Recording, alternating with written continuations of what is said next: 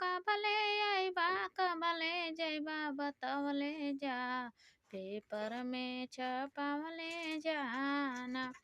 राजा हो कबले अइबा कबले जइबा बतवले जा पेपर में छपवले जाना। राजा हो कबले अइबा कबले जइबा बतवले जा पेपर में छपवले जाना। राजा हो तुअरे माई के बोली हमके तानी कौन सहाला। राजा हो अपने माई के न इहर पठवले जा हमके बतावले जाना। राजा हो कबले अइबा कबले जइबा बतावले जा पेपर में छपवले जाना।